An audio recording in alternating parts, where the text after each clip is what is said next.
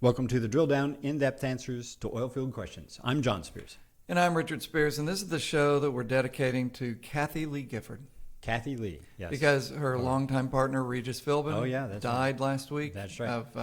So we know all about the loss of a co-host, yeah. So, well, we do. So Kathy Lee, if you just are missing being a co-host sometime, you can come in and sit right here.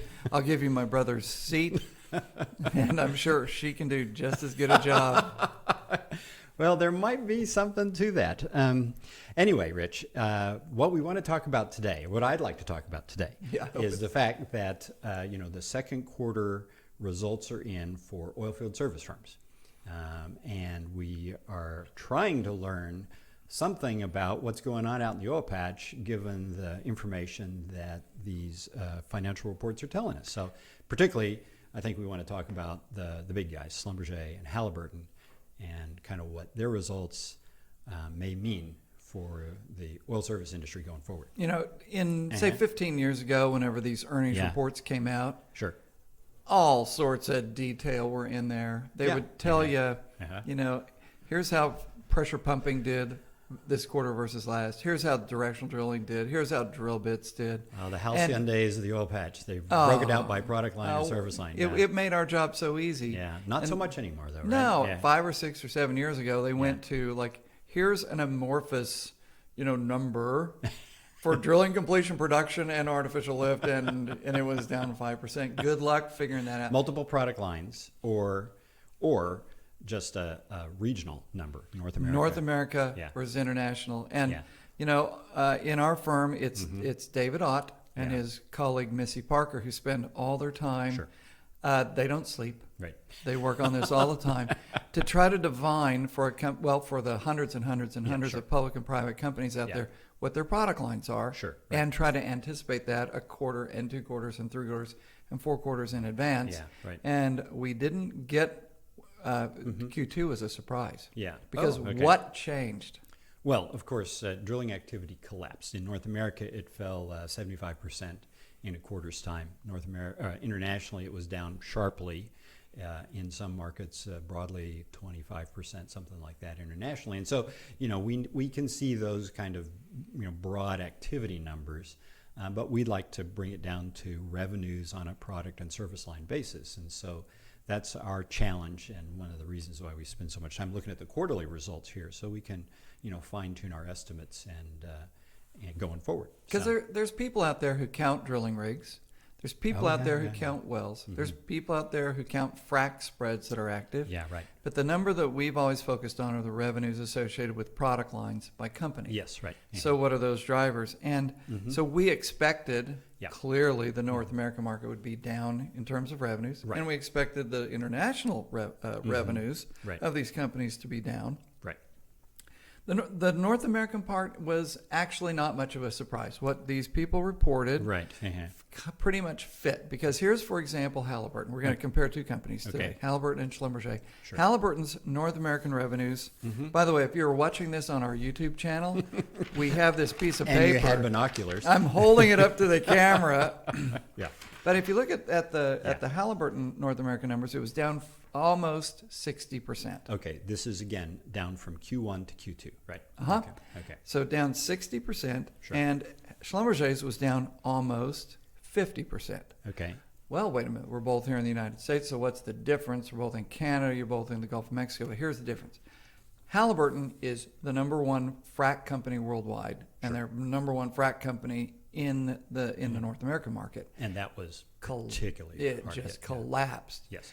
Schlumberger already last year had said, crap, we can't make any money doing this. So they'd already been scaling back.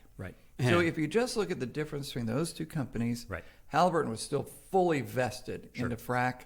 So they're pretty much, both companies were pretty much in every product line, but in terms of intensity and so forth, there's a little bit of a difference.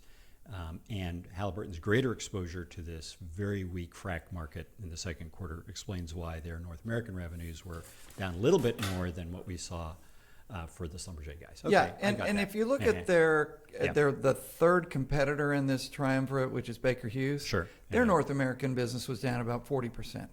So that kind of fits with Schlumberger.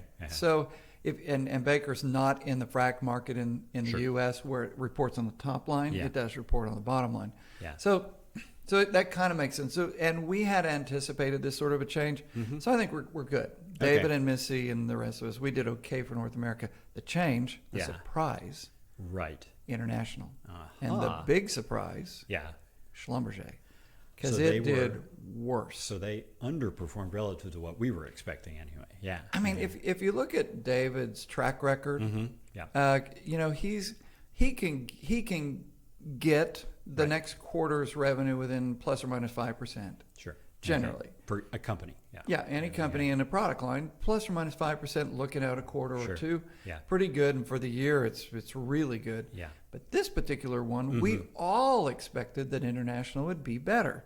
Better than what it was what reported. Has been right. reported Not here. Better relative to Q1, but just better relative to the. Yeah, I got you. That's right. So the numbers were disappointingly low. Okay. It was. And so the challenge is, what did Schlumberger do that was worse than Halliburton? Okay. Because Halliburton was down 16%. Yeah. Baker Hughes was down 14%. Right. Yeah. Schlumberger down 20%. So these are their international numbers again, Q1 to Q2, and so is the greater Schlumberger drop again a story of their concentration in a very weak market? Do you think that's what the piece is? So here's the difference. Yeah. Here's what Schlumberger is that the other two companies ain't. Oh, okay, gotcha. Right. Reservoir characterization. Ah, okay. And what do you recall is Schlumberger's reservoir characterization business? Well, I'd put two of our service lines in it. One would be logging, and the other would be seismic. And for logging, specifically what kind of logging? Oh, yeah, exploratory logging, or right. Wireline deployed, open hole logging. Yeah, right. Gotcha. You drill a well, you run a tool in the hole on a wireline, you take that measurement. Some Schlumberger folks would argue that the only reason you drill the well is so that you can run the log. So I gotcha. Yeah. Marcel and Conrad and Schlumberger. Yeah, they had the right idea there. So and geophysical. So they dominate in that sector, and if that sector is weak, it's really gonna show up in the results. So, because the probability is that they will be the one who's been hired to do that geophysical or geologic evaluation, measure the rock. Right. And so what I think so when Schlumberger actually reports reservoir characterization as an independent product line. Sure. Right. And again, if you look at the piece of paper here on the TV camera, down 20%.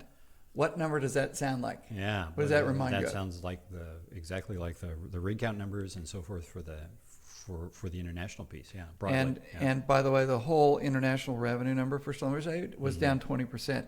Yeah. So again, there's $1 billion of these revenues here, and Schlumberger is in a quarterly basis, a $5.5 billion company. Yeah. So that's not the entire thing.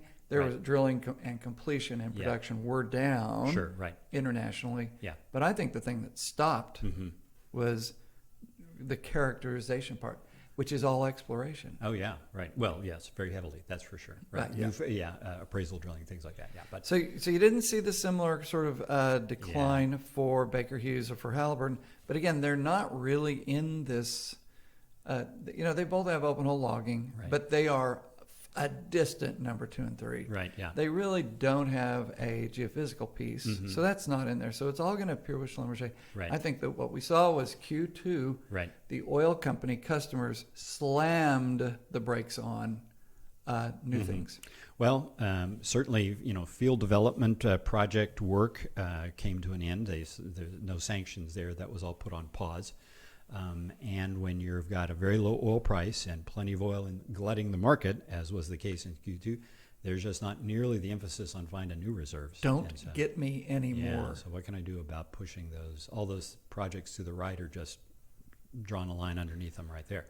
So this will be interesting then, what it means for activity going forward. Again, I think we would expect to see both these markets, completions in North America and the exploratory piece internationally, continue to be pretty soft for a while yet. So there's a knock-on effect then. Right.